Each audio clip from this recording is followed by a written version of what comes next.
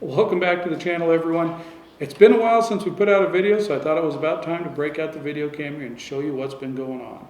Now, the building's coming along at a decent pace. It's not as fast as I want to go, but the trusses finally showed up, and I'm going to apologize right now for the audio.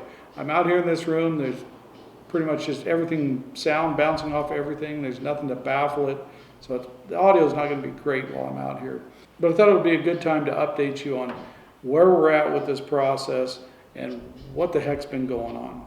So the trusses finally showed up. It took forever to get those trusses, like 4.5, almost 5 weeks to get the trusses. The truss company said they've just been slammed with orders with all this COVID stuff and the stimulus money. People have got time on their hands and money, and so they've just been swamped with orders.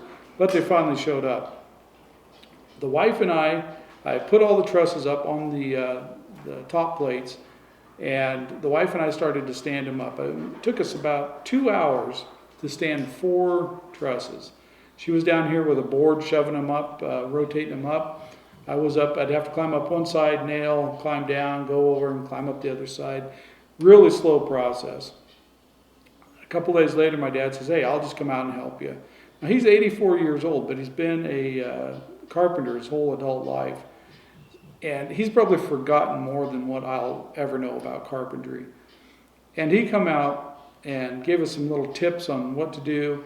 And he climbs up on a ladder, and he's up on that top plate walking those 10-foot high walls at 84 years old. And the other 9 trusses, it took us probably about 20-30 minutes to get those set, and we're done. He's just out there climbing around on those things like a monkey. It's kind of dumbfounded me. I don't mind climbing radio towers. It doesn't bother me at all. I'm strapped in.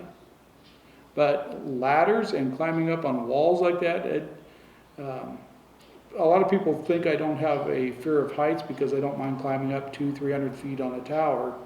But things like that really kind of bug me. So seeing him up there walking on those top plates, I just kind of had to shake my head a little bit. And you couldn't convince him otherwise that he didn't need to be up there. He was going to help come hell or high water. And I really appreciated his help. We got that knocked out in no time. And then we got the sheeting up. I put 5/8 sheeting up on the roof, and it's a little bit more troublesome to get up because it's so heavy, but the roof is so much more stable than putting 7/16 OSB up there. I see a lot of houses built that way. And you can, after a few years, you can just see where every truss is underneath that stuff. So it just feels spongy when you walk on it. But this, the 5/8 worked great. It didn't take too long to get up there. I think I had it done in probably about 8 hours if I added it all together. I kind of did it in little spurts. And yeah, it worked out good. We got that all up. And we're to the point I need to order sheet metal and get that on the roof. And then we're pretty much dried in from, at least from above.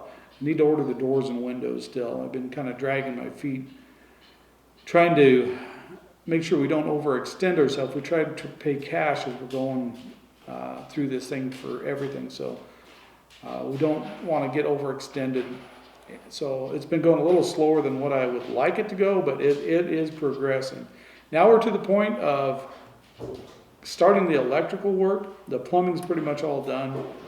But this is what I want to focus the videos on for this project. There's a million videos on how to build a building like that. You can go watch those to your heart's content. But this, I kind of want to focus on putting the grounding in for a Hamshack and the electrical, and what I'm going to do different, and a little bit of off-grid on this too. There's going to be a system here, a small solar system, an inverter in here to power pretty much the radios and a few lights maybe.